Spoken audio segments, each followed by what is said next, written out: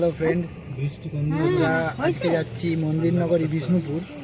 একটু কেনাকাটা আছে, একটু কেনাকাটা করতে হবে এবং যেহেতু প্রথম জামাই ষষ্ঠী সেহেতু একটু কেনাকাটা করতে যাবো। আর আমাদের ওখানে যে ছিন্নমস্তা মায়ের মন্দির আছে তাতে একটু আমরা পুজো দেব।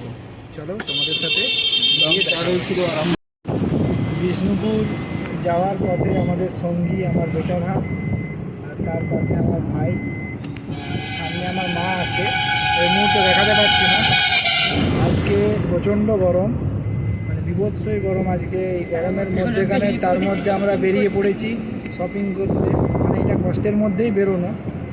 রাস্তায় লোকজনও খুব কম আজকে।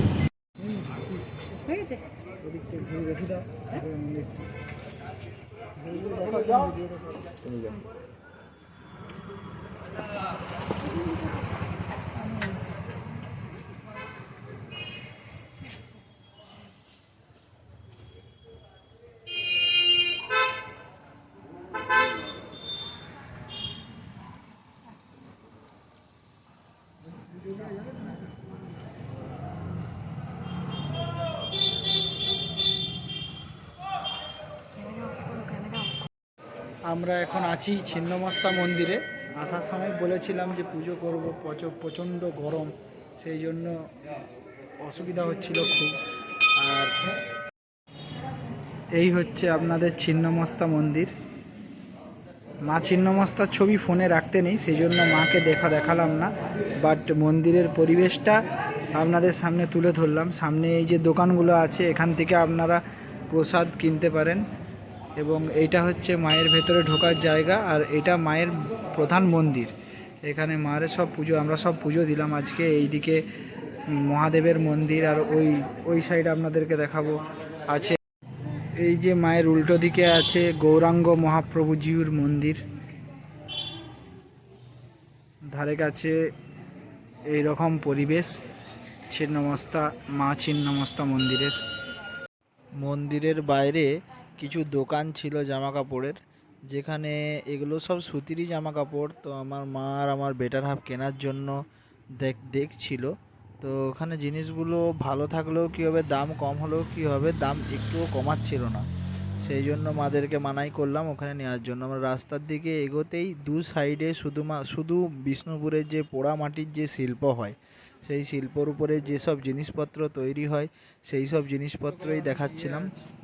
এই দেখুন ডান দিকে এবং বাঁ দিকে শুধু মন্দির থেকে বেরিয়েই দু পাশারই শুধুমাত্র মাটির জিনিস।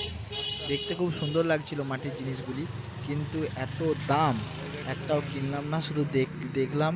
এবং জিনিসগুলো এই যে মাটির হার, মাটির কানের থেকে শুরু করে যে কোনো মাটির জিনিস। আমরা গাড়ির দিকে যাচ্ছিলাম, হেঁটে হেঁটে মন্দির থেকে বেরিয়ে এই সোজা আমরা গাড়ির দিকে যাওয়ার পথে খিদে পেয়ে গেছিলো, সেই জন্য নামার পথে আমরা একটা রেস্টুরেন্টে গেলাম, এই যে লস্যি সেন্টার। এই রেস্টুরেন্টটা খুব পরিচিত এবং খুব ভালো, এর অ্যাটমসফিয়ারটাও খুব ভালো ছিল দেখুন ভেতরে, এবং এসি তো ছিলই। এবং খাওয়া দাওয়া এর আগেও খেয়েছিলাম, খাওয়া দাওয়া মোটামুটি খুব ভালোই লেগেছিলো, সেই জন্য অন্য কোনো রেস্টুরেন্টে না গিয়ে এই রেস্টুরেন্টটাতেই এলাম। আপনারাও যেয়ে একবার ট্রাই করতে পারবেন। আমার বেটার হাফ আমার পেছনে লাগছিল তখন, ওই জন্য আমি একটু বিরক্ত বোধ করছিলাম এবং প্রচণ্ড গরম ছিল। আর এসি থাকলেও এসিটা খুব একটা বেশি কাজ করছিল না, সেই জন্য প্রচণ্ড গরম লাগছিল আর খিদেও পেয়েছিল খুব। খাওয়া দাওয়ার পরে আমরা এবারে বেরিয়ে গেলাম জামা কাপড় কেনার জন্য, যেখানে মা আমার বেটার হাফ শাড়ি দেখছিল। শাড়ি যেহেতু জামাই ষষ্ঠীতে শাশুড়ি মাদেরকে দেওয়া হবে, সেই জন্য শাড়ি টাড়ি দেখা হচ্ছিল। তো আমাদের তো ছেলেদের কিছু নেই, আমরা চুপচাপ দাঁড়িয়েছিলাম। দাঁড়িয়ে থাকতে থাকতে বোর হয়ে যাওয়ার জন্য নিজেই একটা ভিডিও বানাতে শুরু করলাম নিজের। এই দেখুন নিজেই ছবি ভিডিও বানাতে বানাতে চুপচাপ বসেছিলাম। দিয়ে আমি আর আমার ভাই বসে থাকতে থাকতে বোর হয়ে যাচ্ছিলাম, সেই জন্য একটা বাচ্চাকে নিয়ে খেলা হচ্ছিল। সেই বাচ্চাটার পেছনে আমার ভাই লাগছিল, বাচ্চাটা শুধু টুক টুক করছিল। এই দেখুন, দেখার পরে আমরা ওখান থেকে কেনাকাটার পরে বেরিয়ে পড়লাম।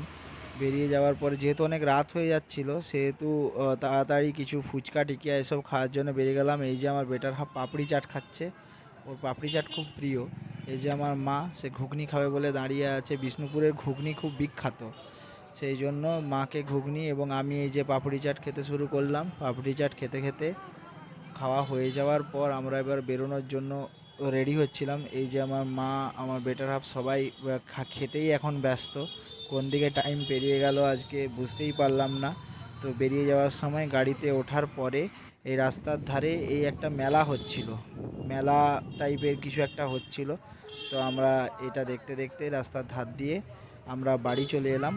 বাড়ি আসার সময় প্রচণ্ড লোক ছিল, রাস্তায় খুব ভিড়ও ছিল এই মেলার জন্য। তো আজকের ব্লগটা এই পর্যন্তই। টাটা।